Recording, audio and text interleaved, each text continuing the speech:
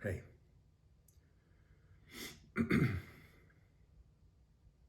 sometime back I wrote a blog about being okay. Am I going to be okay?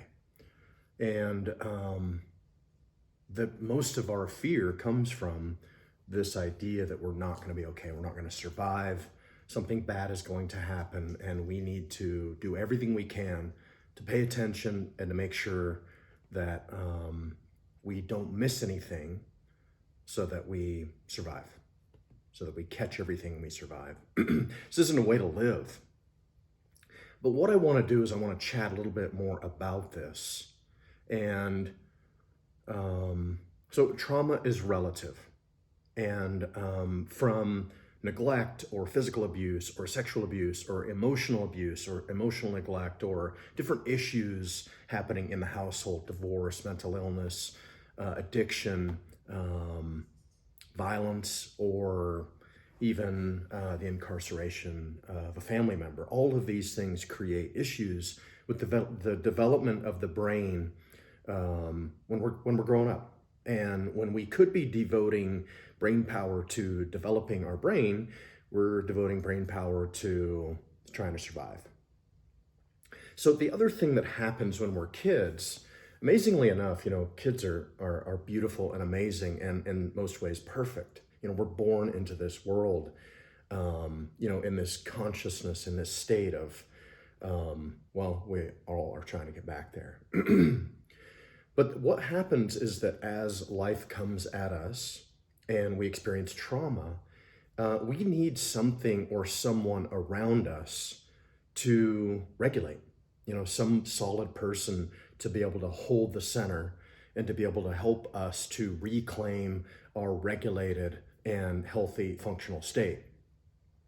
When this doesn't happen, then we seek other ways to regulate, to cope through addiction or screens or all kinds of other stuff, distractions, hyperarousal, all kinds of stuff, from violence to adrenaline, high sensation seeking, and all kinds of stuff like that. And this follows us throughout our lives. And what I want to talk about here is how in a lot of our relationships, what we do is we find a person and we use them to co-regulate off of in a similar way with some other coping mechanism. And this is where I think that we develop codependency and enmeshment. And if that person can't be there for us and can't hold the center and can't be okay, then we're not okay either. And we unravel in various ways that are not very sexy, not very fun, and not our best selves, not our highlight reel for sure. So what we really need to do is we need to figure out, I'm all about interdependence and I'm all about connecting with someone and supporting people. That's what I do for a living. But I'm also about supporting people to find a way to regulate themselves, to find their own calm center through breathing exercises or meditation or going for a walk. I think the latest thing that people are calling it is this non-sleep, deep rest state. And to be able to chill out and breathe and relax and come back to our center.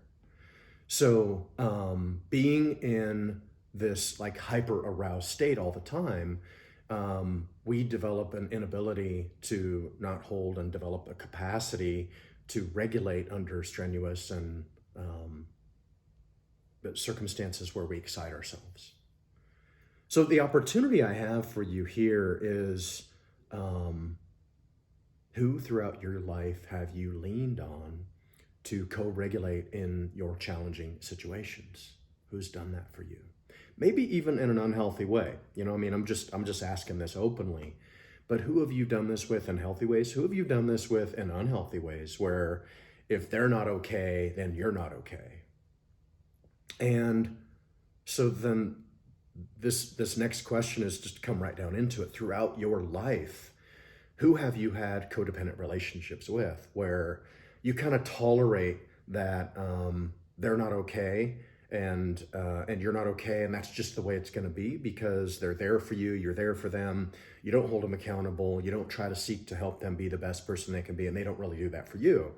And well, it's not great, but that's what codependency is. And what can you do to find that sweet spot of someone who is distracted enough? So sometimes we're so hyper aroused that we have to find some way of just taking the edge off to be able to look at our stuff and sit with it and come to regulation within it. So what can you do to find that kind of sweet spot to be able to do that? And are you willing to commit to that practice for a week, like let's say this week, or a month, or a year, or for the rest of your lifetime? Because this is a practice. This is a spiritual practice. It's a mental practice to be able to sit with and to be able to, I joke about it with myself and a lot of my friends. I call it, becoming invincible. And so to see if you can create an automatic chill response or not as heightened response in uncomfortable situations. So yeah, that's what I got. And check that out. Thanks for your time. Have a great day.